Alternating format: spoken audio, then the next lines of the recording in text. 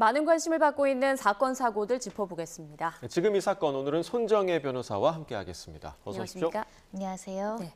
자, 먼저 YTN 단독으로 알려진 사건부터 보겠습니다. 자, 혼자 어린 딸을 키우던 30대 여성이 사체 빚에 시달리다가 스스로 목숨을 끊은 사건이 발생했는데 유서를 남겼다고 하더라고요. 어떤 내용이 담겨 있었나요? 네, 굉장히 안타까운 사건입니다. 지난 9월에 전북 전주의 한 펜션에서 있었던 사건이고요. 슬하에 이제 딸아이 6살을 이제 둔 엄마, 30대 엄마니까 소위 싱글맘이라고 하죠. 예. 싱글맘이 8장의 유서에 이제 빼곡하게 가족에 대한 사랑, 특히 딸에게 죽어서도 다음 생에 있다면 다음 생에도 사랑할게, 내 새끼 사랑한다. 이렇게 이제 글을 남기면서 불법 사채 금융을 써서 이제 처음에는 한 수십만 원으로 시작했던 것 같은데 그게 한 달 사이에 1,000만 원이 넘고 이게 눈덩이처럼 불어나는 사채 빚을 갚지 못하다가 특히 불법 사채업자들의 그 채무 독촉을 이기지 못하고 이렇게 극단적 선택을 한 사안입니다. 네, 자, 그 사채의 금리가 정말 살인적이었다고 하더라고요. 그러니까 수천 %에 달하는 금리, 이걸 정말 감당하기가 힘들긴 힘들었을 것 같아요. 네, 일단은 모두 다 이자 제한법 위반입니다. 이자 제한법에서는 이 불법적으로 이렇게 고이율을 받는 부분을 계약상 무효라고 취급을 하거든요. 그러니까 예. 원칙적으로 법률에 위반되기 때문에 이 고이율의 이자를 줄 필요가 없음에도 불구하고 워낙에 이런 사채업자들이 갚지 않으면 주변 사람들을 힘들게 한다거나 개인에게도 심리적 압박을 굉장히 많이 주는 상황이었기 때문에 이 어떤 심리적인 조종, 압박, 주변 사람들에 대한 피해, 더군다나 주변 사람들에 대한 가족에 대한 협박까지 이어지다 보니까 심리적으로 이것을 이기지 못했던 것으로 보입니다. 네, 그러니까 불법 사채업자들이 아이가 다니는 유치원에까지 찾아가고 심지어 이 피해자가 숨진 뒤 유족에게도 막말을 했다고 하더라고요. 그렇습니다. 모두 불법적인 상황이죠. 일단 유치원 선생님을 비롯해서 지인들에게 이 돈을 빌린 이 30대 엄마에 대한 험담이죠. 사생활 관련 험담도 하고 돈을 갚지 않는다라고 명예훼손적 발언까지 이제 지인들에게 문자로 전송할 뿐만 아니라 아이를 유치원에 찾아가겠다, 얼굴 보겠다 이런 협박도 서슴지 않았다라고 하고요. 이 가족들에게도 가족을 평생 따라다니면서 해치겠다라는 취지로 이 30대 여성에게 협박한 걸로 알려지고 있고 사망 이후에도 가족들에게 뭐 잘됐다 이런 취지로 거의 막말에 가까운 이야기로 사실 어떻게 보면 이 30대 여성의 인격권을 침해하고 지속적인 협박이 있었던 것으로 보이는데 이게 대표적으로 채권추신법이 신설되게 된 원인이었습니다. 이렇게 아무리 채권자의 권리를 행사한다고 하더라도 이렇게 지나친 수단을 써서 폭행을 하거나 협박을 하거나 명예훼손을 하거나 공포감을 유발하는 행위 자체를 5년 이하의 징역형 5천만 원 이하의 벌금으로 규정하고 있거든요. 모두 다 범죄가 되는 행위에도 불구하고 이게 무차별적인 어떤 협박과 압박에 내몰렸다라고 보입니다. 네, 정말 온 가족이 공포에 쌓여서 살지 않았을까라는 생각이 드는데 경찰이 이제 정식 수사에 착수를 했습니다. 그런데 이 불법 사채업자들 예상된 대로 대포폰, 대포통장을 사용했다고 하는데 이 부분은 좀 어떻게 추적을 해야 됩니까? 일단 행위자들을 특정해 나가야 됩니다. 채권추신법뿐만 아니라 협박이라든가 이자 제한법 등 지금 범죄 혐의를 적용하지 않을 수가 없는 상황이기 때문인데요. 다만 이 노트나 이 유서에 보시면 조대리 90만 원, 고부장 40만 원 정확한 그 돈을 빌려주고 협박한 사람들이 인적 사항이 나오지 않기 때문에 평소 연락을 주고받았던 이 휴대전화 내용이라든가 돈을 주고받았던 통장 거래 내역으로 지금 추적을 하고 있다라고 하고요. 순차적으로 거슬러 올라가서 실제 누가 이런 행위를 했고 돈의 출처가 어디인지를 확인하는 것이 굉장히 중요하지 않을까 생각이 들고 특히 가족과 지인들에게도 협박 문자를 보냈기 때문에 이 부분과 관련해서 역추적해서 실제의 돈에 어떤 자금을 대고 이 불법 사금융을 조직적으로 하는 사람들에 대한 추적이 이루어져야 될 것 같습니다. 네, 아마 이 여성도 불법인 걸 모르진 않았을 텐데요. 이처럼 불법 사금융에 내몰린 사람들이 생각보다 굉장히 많다고요. 그렇습니다. 왜냐하면 도저히 어떻게 돈을 융통할 방법은 없고 금융권들이 이제 돈을 빌려주지 않고 더군다나 사채업자들마저도 이제 돈을 빌리지 않으면 급박한 문제를 해결할 수 없다 보니까 소액이라도 일단 불법 사금융 업체를 찾아가서 돈을 빌릴 수밖에 없는 것이고 특히 이렇게 불법 사채로 돈을 빌릴 때는 개인 정보를 어떻게 보면 악용하기 위해서 협박용으로 취득하는 불법 사금융업자들이 있거든요. 돈을 네. 갚지 않으면 지인들과 가족들을 괴롭히는 수법을 쓰고 또 부적절한 언행으로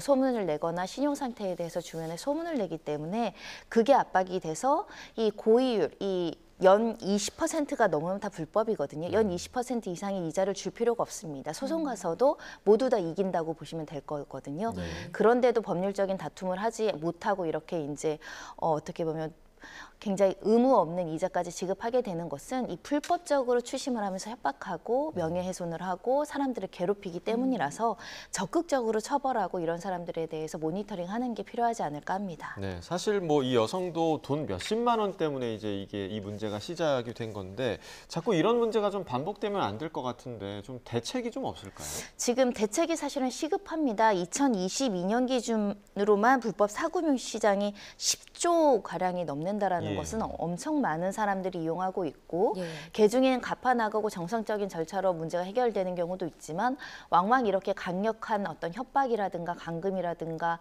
어떻게 보면 인격권에 대한 침해가 이루어질 수 있기 때문에 굉장히 사법부의 어떤 그 수사 의지도 필요한 상황이고 정부에서도 대책이 필요한데요. 첫 번째 너무 내몰려서 정말 금융권, 제도권에 있는 금융을 이용하지 못하는 사람들, 진짜 신용이 안 좋은 사람들에게도 어느 정도 이런 저금리의 신용대출을 해줄 수 있는 길을 조금 정부가 예. 더 적극적으로 자금을 마련해야 되지 않을까 생각이 들고 특히 이렇게 불법 사금융을 이용하시는 분들은 하는 사람들은 수익이 많기 때문이거든요. 이익이 많으니까 이 사업을 계속하고 서민들 옥죄어서 이자 받아가지고 운영을 하는 겁니다. 이분들을 단순히 형사처벌을 할 것이 아니라 그 불법 수익을 적극적으로 환수를 해서 이걸 피해자들을 돕는 어떤 정책 기금이나 범죄 피해자 보호 자금으로 사용하는 방법을 좀 고민해 볼 필요가 있지 않을까. 그리고 적극적으로 말씀드리지만 채무자 추심법에는 대리인을 선임했을 땐 직접 연락하는 것을 금지하고 있습니다. 뭐 대리인 선임하지 않는다고 하더라도 야간에 정당한 사유 없이 지속적 반복적으로 협박하거나 사생활 관련 언급을 관계자들한테 하는 걸 모두 다 불법 범죄로 규정하고 있거든요. 예. 만약에 이런 피해에 시달리고 있다라고 한다면 굉장히 어려운 상황이라고 하더라도 적극적으로 수사기관과 법률가한테 자문을 구하셔서 네. 조금이라도 이자를 탕감받거나 그 불법적인 어떤 채권 추심에 시달리지 않도록 주변의 도움을 청하는 게 정말 중요합니다. 예. 네, 알겠습니다. 자, 다음 저희가 준비한 주제로 넘어가 보겠습니다. 먼저 영상부터 보고 이야기 나눠보겠습니다.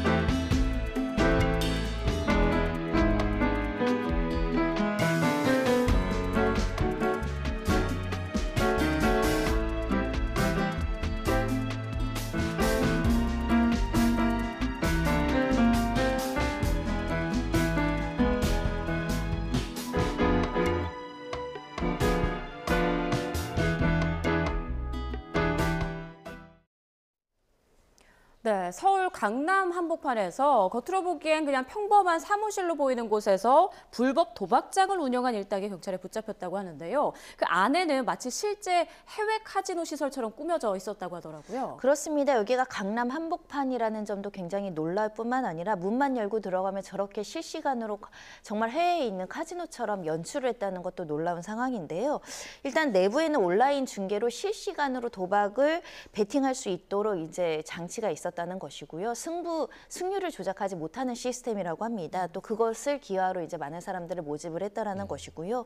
도박 테이블이든 모니터든 휴게 공간, 그리고 칩이라든가 음료를 제공하는 여러 가지 방식들은 실제 카지노랑 유사하게 이제 만들었다는 것이고, 여기에 이제 일하는 직원들 같은 경우도 대학에서 관광호텔 경영학과, 그러니까 전문적인 어떤 지식도 있을 뿐만 아니라 실제 카지노에서 일을 했던 전문 딜러까지 고용을 했다라는 것을 봐서는 상당히 실제 카지노처럼 운영하기 위해서 외관을 꾸며왔다라고 이야기 드릴 수 있을 것 같고, 특히 이제 이사도 굉장히 자주 했다라는 겁니다. 그러니까 이사를 자주 했다는 건 혹시 적발에 대한 두려움이 있었기 때문으로 추정이 되는데, 결국은 이제 14개월 동안 3번의 이사를 거쳐서 이렇게 검거가 된 상황까지 이르렀습니다. 네, 자, 3번이나 이사를 했고 또 도박장 안팎에 여러 CCTV를 설치를 해서 단속을 좀 피했다고 하는데 어떻게 덜미가 잡힌 건가요? 네, 일단 일단은 세 군데를 옮겼다라는 것, 단기 월세로 지급해서 자주 옮겼다는 건 예. 그만큼 좀 이동이 쉬운 수법을 썼다라는 겁니다. 그러니까 실제 도박 개장을 하게 되면 여러 가지 시설 투자가 있어야 되는데 온라인으로 중개하니까 실제로 이사도 좀 간소한 면이 있었다는 것이고요. 일단 첩보가 있었다고 합니다. 그래서 잠복 수사를 거쳤고 현장에서 도박하는 것을 검거를 해야 되니까 이 잠복 중에 이제 배달원이 음식 배달할 때 들어가서 이렇게 현장을 잡을 수 있었다라고 이야기를 하고 있고요. 예. 수사 끝에 확인해 봤더니 판돈만 1년 2개월 동안 650억 원에 이른다고 합니다. 500명에 이르는 회원들이 예. 여기에 있었다고 하는 거고 회원도 돈만 내면 들어가거나 할 수 있는 것이 아니라 꼭 누군가가 추천을 해줘야. 그러니까 지인 추천제를 운영하기 때문에 이 단속이 쉽지 않을 것이다. 이렇게 사람들을 모집했다라는 것이고 주변에 CCTV도 많아서 낯선 사람들이 다가오면 또 이제 도망갈 준비 이런 것들까지 철저하게 준비한 사안이었습니다. 네, 경찰이 그 베팅 금액이 큰 13명을 이제 특정해서 불구속 송치했다고 하는데요. 이 액수에 따라서도 처벌 수위가 좀 달라질까요? 도박에 이제 도박죄로 처벌할 수 있는 거죠. 도박 같은 경우는 판돈 규모, 피해 규모가 많으면 많을수록 이제 가중 요소가 될 수밖에 없고 특히 이렇게 돈을 많이 걸었고 판돈을 많이 썼다는 것은 상습적이다라고 해서 상습 도박 행위로 평가할 수 있기 때문에 이 사람들 위주로 이제 이 건에서 지금 수사를 하고 있다라고 보이고요. 가장 중한형을 받을 수 있는 사람은 총책입니다. 주범 같은 경우는 이미 마사회법 위반이나 도박 전력이 있어서 실형까지 받고 복역하고 나와서 또 지인들을 만나서 이렇게 도박을 개장해서 마치 카지노인 것처럼 이렇게 위장을 했다는 건데요. 이 카지노 같은 경우는 관광진흥법이 적용이 됩니다. 그러니까 카지노로 허가를 받지 않고 카지노를 열면 7년 이하의 징역형으로 굉장히 높게 처벌될 수 있거든요. 네. 이 주범은 구속돼서 수사받는 상황입니다. 아까 그 실제 이제 경험이 있는 전문 딜러도 있다고 얘기를 해주셨고 또 그 안에 공간 안에 종업원도 있었을 텐데 그런 사람들은 어떤 처벌을 받게 됩니까? 일단 이 종업원들과 여기서 일을 도운 사람들은 이제 방조죄로 지금 수사 대상이 된 상황이고요. 이 방조나 도박 개장에 대해서 협조한 일원들 같은 경우는 사실상 상습 도박죄보다 훨씬 더 높은 형으로 처벌될 가능성이 있습니다. 일을 했다는 건 그만큼 수익을 받았고 예. 불법적인 어떤 자금을 은닉하는 데 도왔다라는 부분이기 때문에 전문 딜러와 종업원 20명이 지금 불구속 송치된 상황이고 도박 손님 13명도 지금 송치된 상황입니다. 네, 이렇게 강남 한복판에 불법 도박장이 있을 정도면 곳곳에 정말 많이 퍼져 있을 것 같다는 생각이 드는데 지금 국내 불법 도박 규모가 어느 정도 규모인가요? 해가 갈수록 굉장히 늘고 있어서 굉장히 우려가 되고요. 2012년경에 75조 정도였던 것이 22년, 10년 사이에 100조가 넘는 금액으로 이제 추산이 되는데 추산되지 않는 것을 산정하더라도 어마어마한 그 규모이다 이렇게 말씀드릴 수 있고 특히 10대부터 가담한다는 것이 좀 더 우려스러운 측면이 있고 또 우리가 비대면 시대 그러니까 코로나19를 지나면서 집합금지 명령 때문에 실제 도박장에 가지 못하는 사람들이 온라인으로 많이 그 전환을 하는 과정에서 온라인 같은 경우는 쉽게 접근 가능하고 또 적발에 대한 두려움이 그만큼 적고 그런데 강한 자극과 쾌락은 거의 비슷하고 그러다 보니까 많은 사람들이 중독되는지도 모르고 시작했다가 이렇게 가사 전부 탕진하고 전 재산 날리고 10대 청소년들 같은 경우는 정신질환으로 볼 수 있거든요. 도박에 대한 중독은 치료받는 상황까지 이르러서 처음에 이게 도박인지 몰랐다고 하더라도 이 약간 접근하기 쉽다고 하더라도 이건 도박이다. 그리고 이것은 조금 나아가면 중독성이 있어서 끊을 수 없다. 이런 생각을 가져야 될 것 같습니다. 네, 자, 이 도박 문제, 도박 중독 문제, 국가에서 적극적으로 좀 사회적 문제로 좀 인식해야 할 필요가 있어 보입니다. 자, 저희가 준비한 마지막 주제 이야기 해보도록 하겠습니다. 관련 영상 보시겠습니다.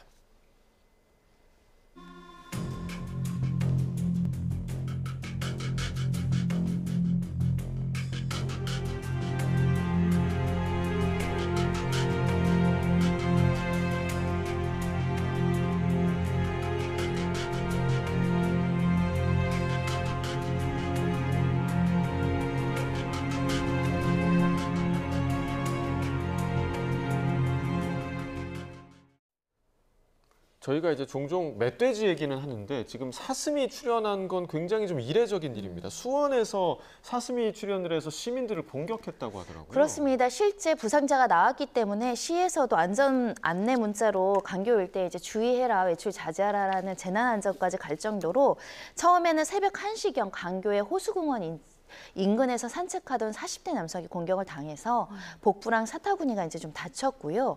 그리고 새벽 5시 넘어서는 60대 여성이 산책로에서 이 사슴을 마주했고 허벅지에 이제 굉장히 큰 피해, 중상을 입은 피해가 발생을 했는데 일단 같은 사슴인지는 현재까지는 확인되지 않았다라고 합니다. 예. 그런데 수원 광교 도심에 보시는 것처럼 뒤에 빌딩과 아파트가 있는 지역에서 저렇게 예. 사슴이 어떻게 보면 예상하지 못해서 나왔는데 거기에 사람까지 공격하다 보니까 지역사회에선 좀 우려가 큰 상황입니다. 네, 이 사슴이 어디에서 온 건지 이게 참 의문인데요. 출몰 가까운 곳에 뭐 사슴 농장 없다고 하고 멀리 있는 농장에서는 사슴이 뭐 탈출한 바가 없다고 하더라고요. 그렇습니다. 농장에서 만약에 실종됐었다고 하면 신고가 들어왔을 텐데 그것도 아니고 사슴 농장도 굉장히 멀어서 도심까지 오기는 어려운 상황이라서 추정하기로는 과거에 농장에서 탈출했다가 야생화된 이제 사슴이 이제 도심으로 내려왔다 이렇게 볼 여지밖에 없는데 현재로서는 다 추정에 불과합니다.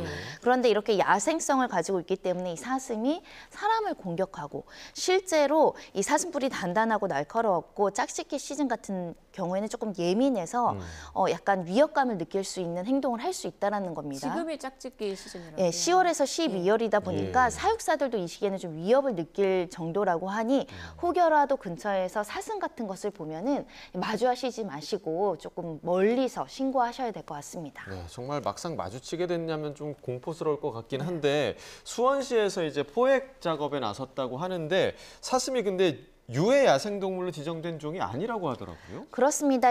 야생동물보호법상 그 유해 그 동물은 아니기 때문에 정당한 이유 없이 이걸 사살하는 경우에는 또 동물 학대로 비춰질 염려가 있지만 이렇게 이미 사람을 2차례나 공격했기 때문에 지금 수원시나 경찰 그리고 119에서는 포획의 근거를 찾고 포획할 예정이다. 계획을 세우고 있는 상황입니다. 네, 좀 아이들은 만약에 사슴 마주치면 다가갈 수 있거든요. 절대 다가가지 말고 경찰이나 119에 신고를 해야겠습니다.